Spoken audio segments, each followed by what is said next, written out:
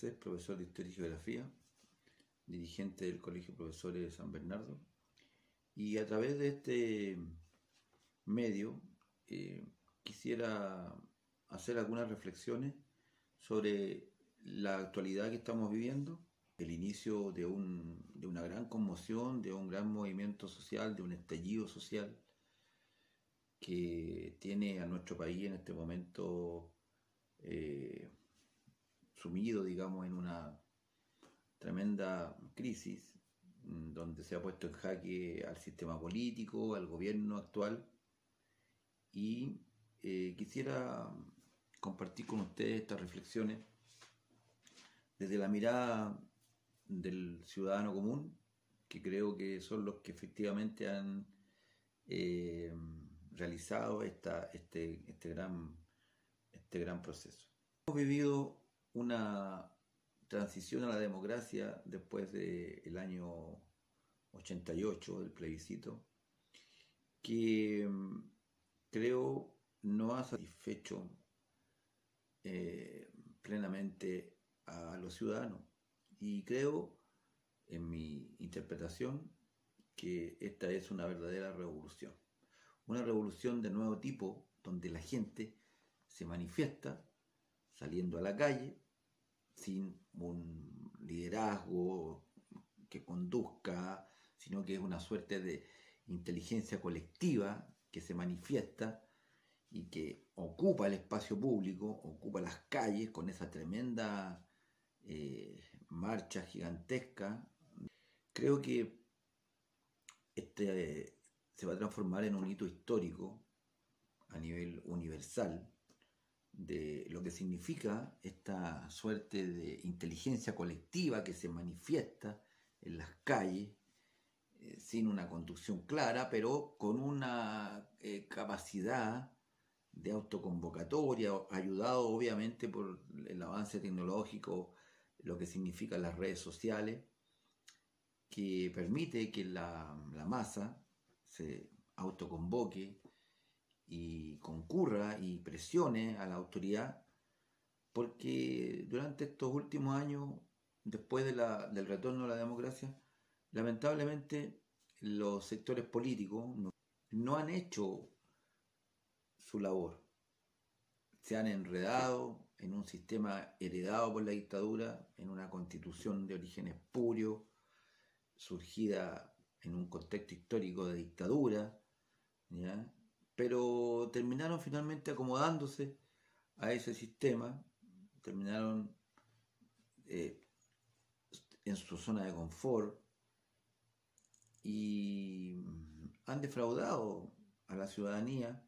no han cumplido con su labor, la labor real del político, cuál es representar y generar las condiciones, las políticas que realmente al ciudadano le den un bienestar. Sumado a eso también no podemos desconocer que existe un modelo económico impuesto durante la dictadura militar.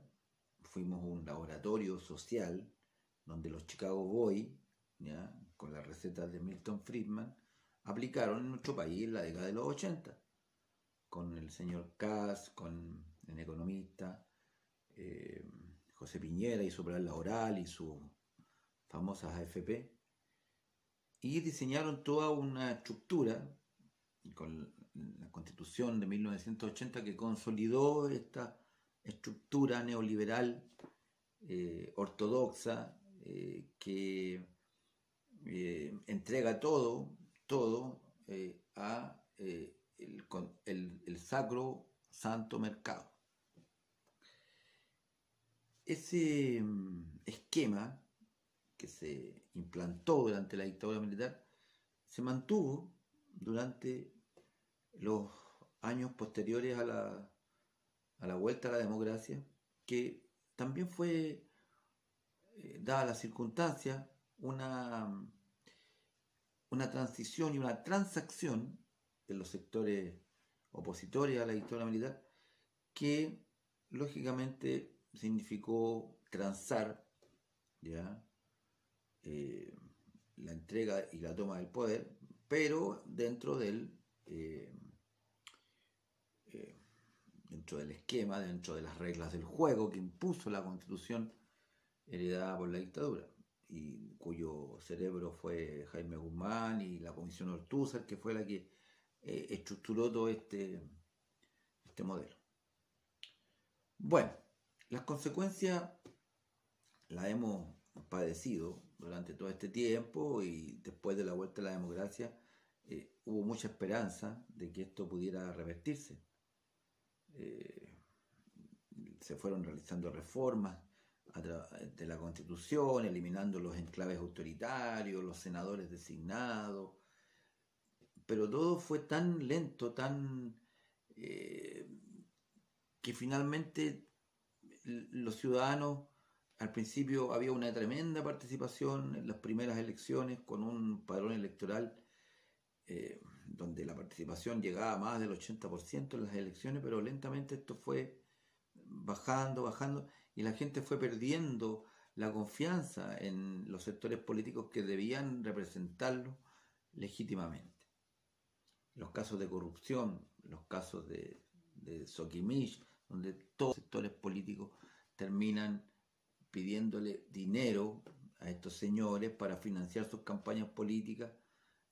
finalmente hizo que la desafección de la ciudadanía con los sectores políticos se fue haciendo cada vez más abismante. Y bueno, sumado a eso también el desprestigio de las instituciones a todo nivel, la Iglesia Católica, los escándalos de corrupción de los carabineros, de los militares, los comandantes en jefe. O sea, realmente la ciudadanía, el ciudadano a pie, el ciudadano que va todos los días, que tiene que tomar el transporte público, un transporte público que también entra en la lógica del mercado,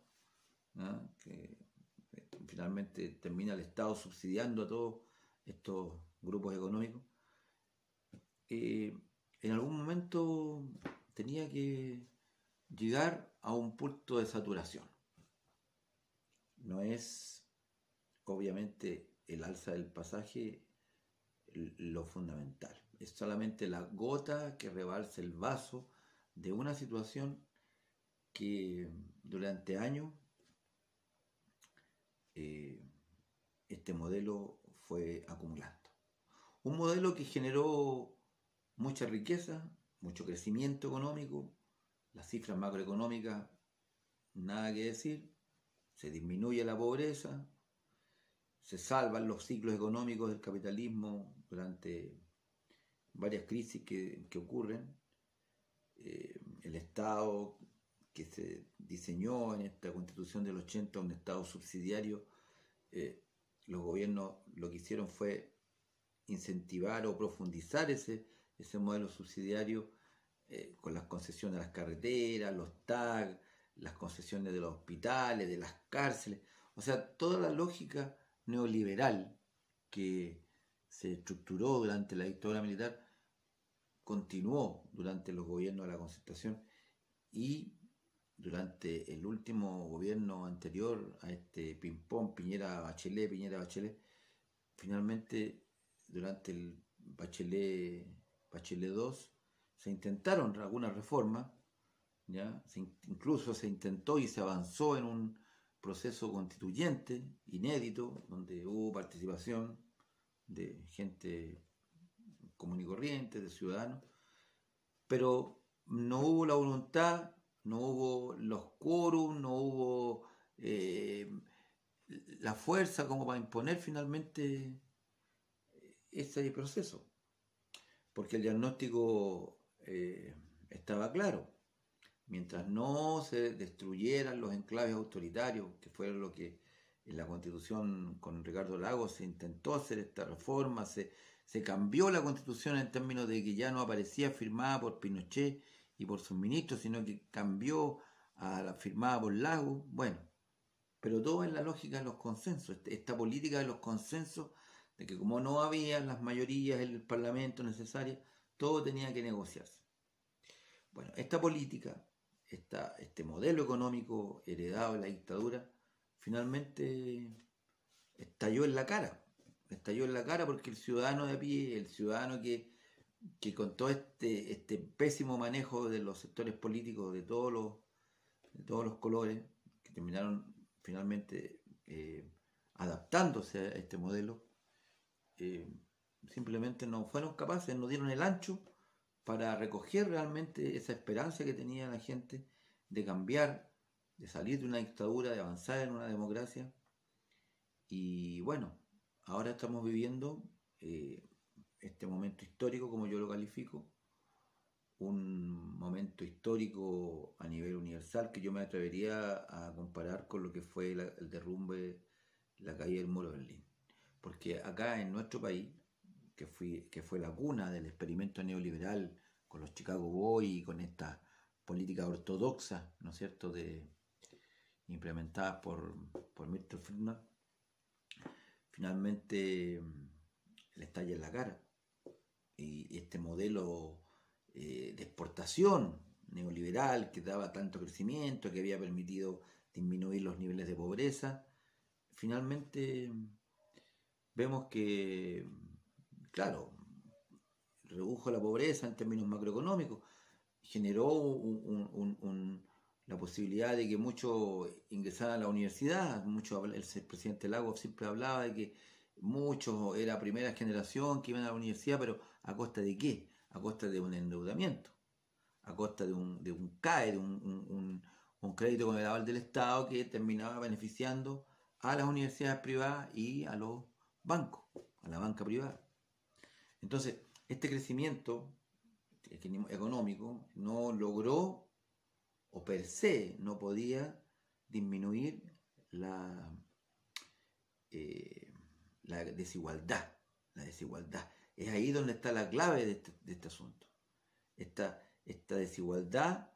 que por mucho crecimiento económico, por muchas personas que salían de la pobreza y salían de su condición precaria y lograban llegar a un estatus de clase media, pero no lograban mantener esa expectativa y veían como un pequeño grupo, el 1% de la población, acumulaba y acumulaba riqueza de una manera pero extraordinaria y además apoyada por las políticas subsidiarias del Estado que le permitían generar grandes ganancias, ¿no es cierto?, en desmedro del ciudadano común que veía como los servicios básicos, todos privatizados, finalmente los medicamentos, las farmacias, la colusión de las farmacias, todas esas cosas son la explicación de este fenómeno. Si estos fenómenos históricos no son por casualidad, le tocó a Piñera, podría haber sido tal vez en el gobierno Bachelet, o si tal vez hubiese estado el otro candidato, hubiese ganado la elección, porque el tema es más profundo. Y es por eso que también lo interesante de esto es que muchos de los que siempre pensamos que el problema de fondo era en la estructura del modelo, la arquitectura del modelo en términos de una institucionalidad heredada por la dictadura, un modelo económico afín con la Constitución, porque la Constitución recoge esta idea del Estado subsidiario, de que los privados son los que tienen que administrar todo, que son los más eficientes, y lo que claramente no es así, porque durante el transcurso de este tiempo vimos como, por ejemplo, las empresas eléctricas, con sus fallas, las empresas de agua potable, todas privatizadas, finalmente pueden ser tan buenas o tan malas como una empresa estatal. Y este afán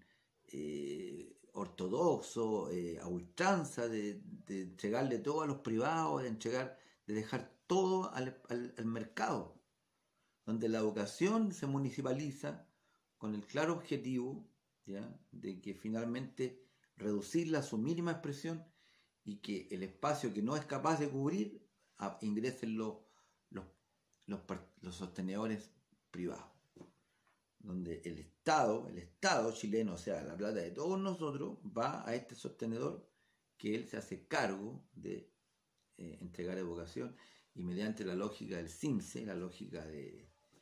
este modelo competitivo, ¿no es cierto?, pretende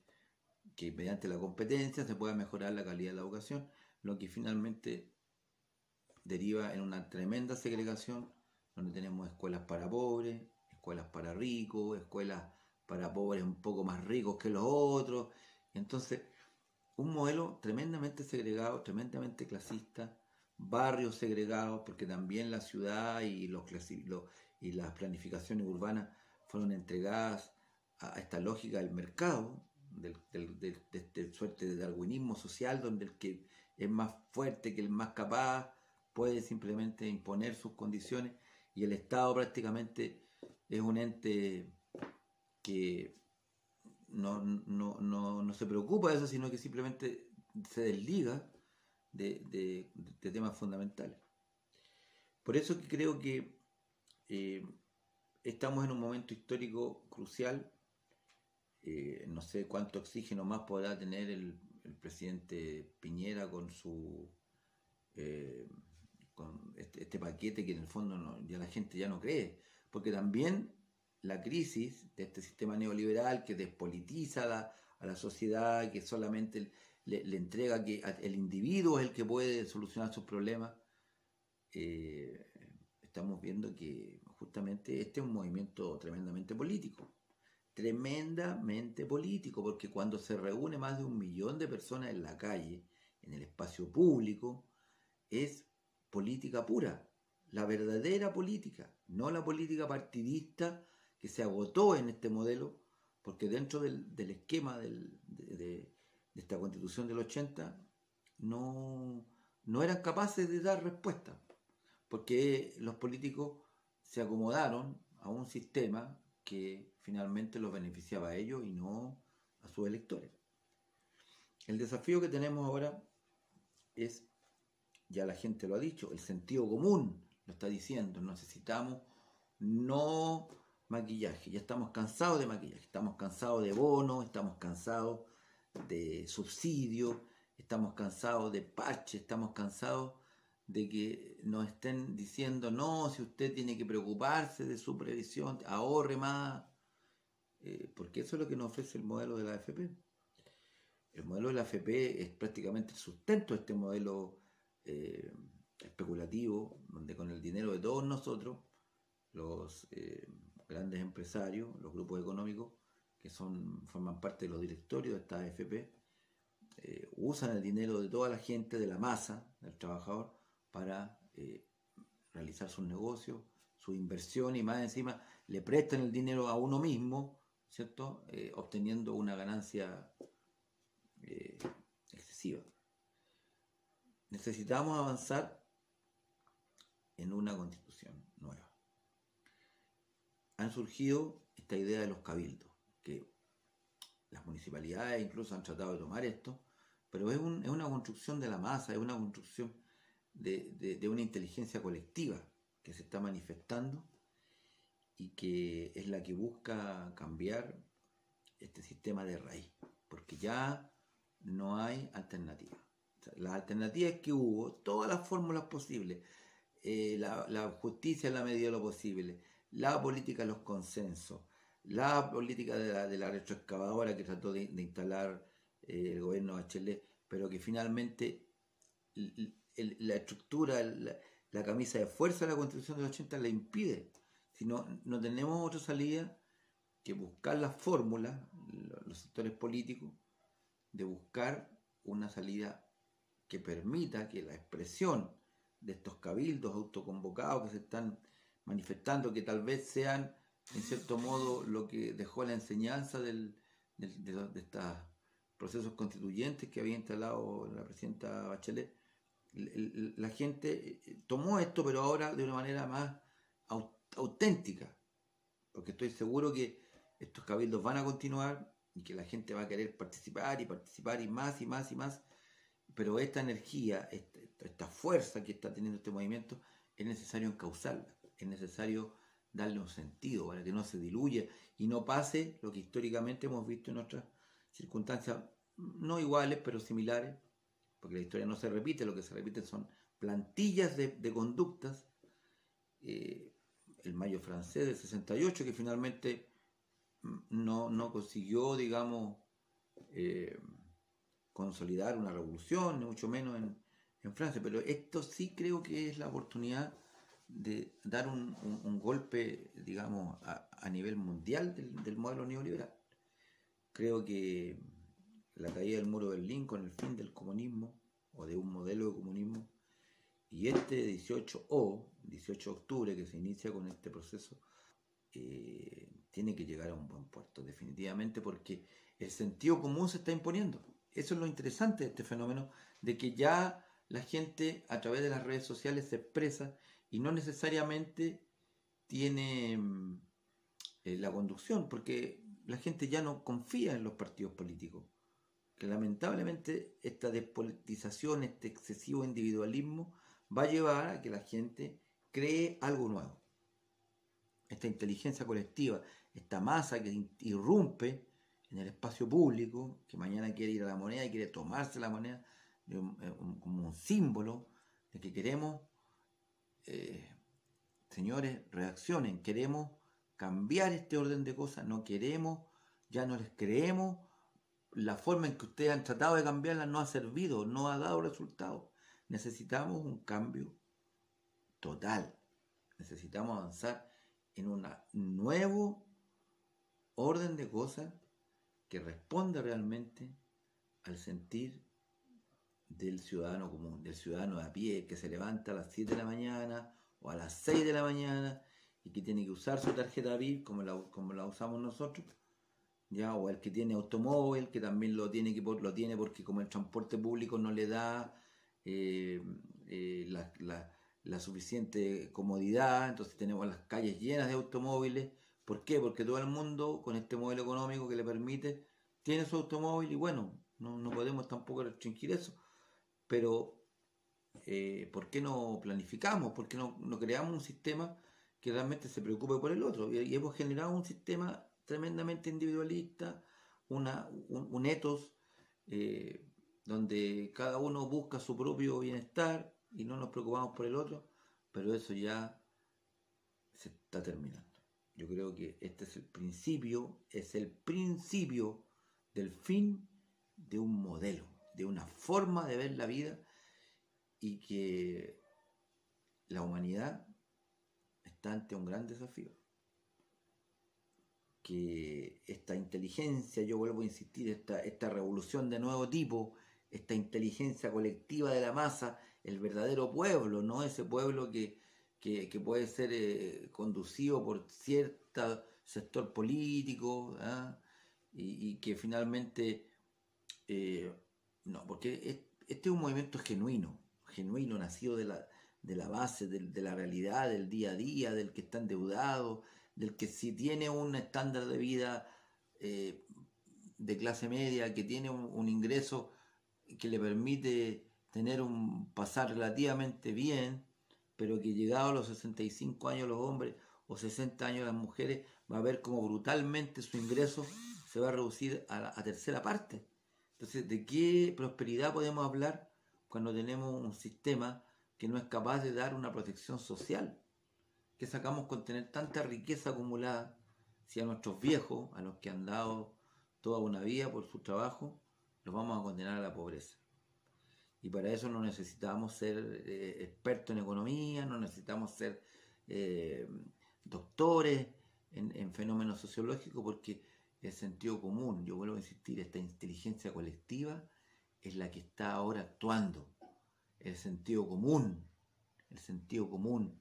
no estos expertos de estos paneles que te calculan una fórmula, un algoritmo para calcular el alza del pasaje y que el petróleo y que esto y que este otro.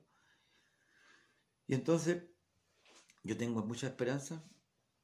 de que esto tenga un buen desenlace, de que finalmente los que están a cargo de la política se saquen la venda de los ojos y se pongan del lado donde siempre tienen que estar,